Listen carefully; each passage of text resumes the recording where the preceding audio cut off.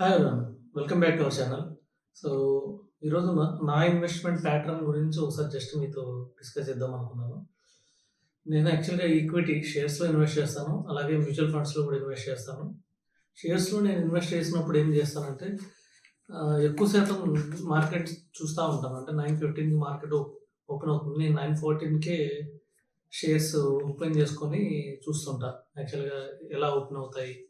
తర్వాత ఓపెనింగ్‌లో ఏమైనా అమ్మాలా? అలా ఎక్కువగా ఓపెన్ అయితే అమ్మేయడం. కొన్ని అమ్మి మళ్ళీ తర్వాత ఎండ్ ఆఫ్ ద డేకి మళ్ళీ తగ్గితే కొనుక్కోవడం. లేకపోతే మార్కెట్ బాగా డౌన్‌లో ఓపెన్ అయితే కొన్ని కొనడం. అట్లాగా చూసుకుంటా ఉంటాం. మళ్ళీ కొన్ని ఆర్డర్స్ ప్లేస్ చేస్తా.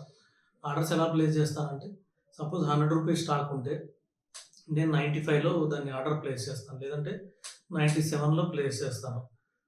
తర్వాత ఆ స్టాక్ తగ్గుతుందా, పెరుగుతుందా అనేది చూడను.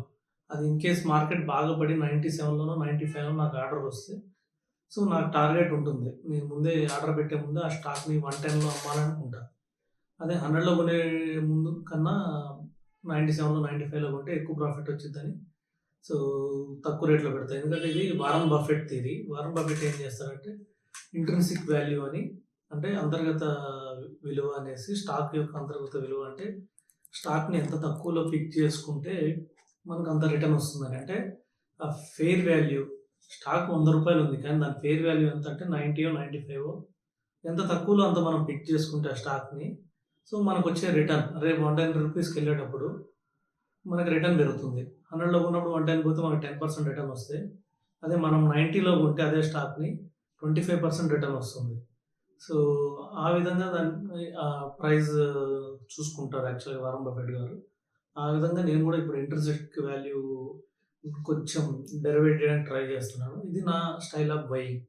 అలాగే సెల్లింగ్ గూడా నేనేం చేస్తానంటే కొద్దిగా హైలోనే పెడతాను. అంటే రూ. 100 స్టాక్ సపోజ్ 110 పోయిందనుకోండి. లేదంటే 107 ఉన్నప్పుడే నేను ఆర్డర్ ప్లేస్ చేస్తాను 110లో. అది వెంటనే అవ్వగానే ఎగ్జిక్యూట్ అయిపోతుంది.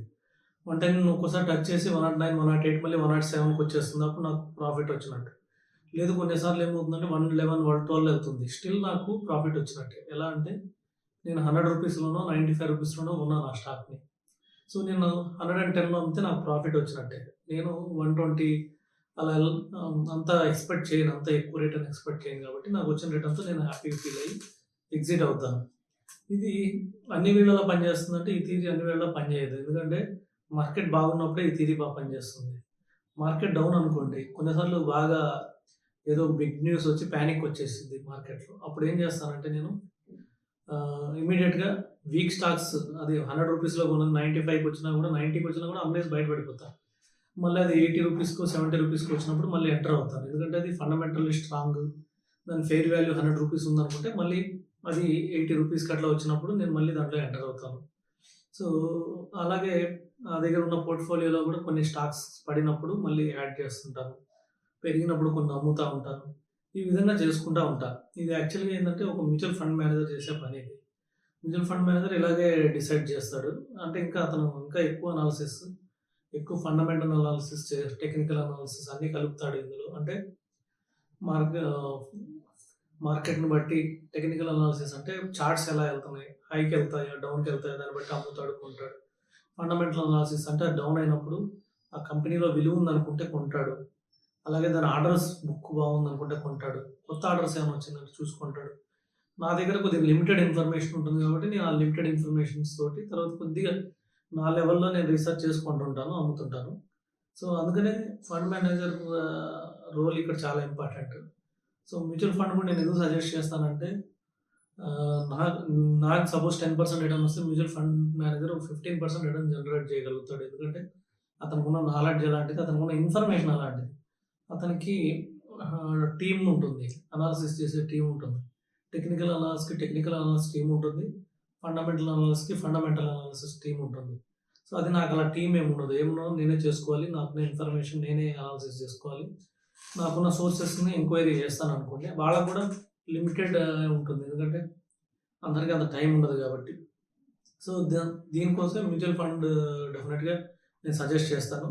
మేబీ మనం రూ. 100 మనం ఇన్వెస్ట్ చేయాలనుకుంటే ఓ రూ. 50 మ్యూచువల్ ఫండ్‌లో ఇన్వెస్ట్ చేయమని చెప్తాను. ఒక 20-30 రూపీస్ మేబీ రూ. 30 ఈక్విటీలో ఇన్వెస్ట్ చేయమని చెప్తాను. అంటే షేర్స్. ఒక 10 రూపీస్ వచ్చేసి ఈటీఎఫ్స్ ఎక్స్‌చేంజ్ ట్రేడెడ్ ఫండ్స్ అని. నేను రీసెంట్‌గా హ్యాంగ్ సెంగ్ చైనాది ఈటీఎఫ్ కొన్నాను. అలాగే కొన్ని ఎస్ఎన్‌పి 500 ఈటీఎఫ్ కూడా కొన్నాను.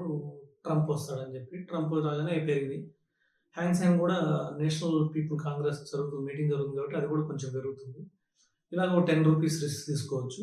ఇంకొక 10 రూపీస్ నేను ఇప్పుడే బిట్‌కాయిన్ గురించి జస్ట్ రీసెర్చ్ చేస్తున్నాను. నాకు కన్విక్షన్ వచ్చిన తర్వాత మంచిదేవి అని తెలిసిన తర్వాత ఒక 10 రూపీస్ అందులో ఇన్వెస్ట్ చేద్దాం అనుకున్నాను. ఎందుకంటే డైవర్సిఫికేషన్ కోసం. ఎందుకంటే ఒక్కోసారి ఒక్కొక్క అసెట్ క్లాస్ పెరుగుతుంది. ఒక్కోసారి ఒక్కొక్క అసెట్ క్లాస్‌లో ఎక్కువ రిటర్న్ వస్తుంది కాబట్టి అన్నిటిని గ్రాబ్ చేయడం కోసం. కానీ నా మెజారిటీ పోర్ట్‌ఫోలియో మాత్రం మ్యూచువల్ ఫండ్సే.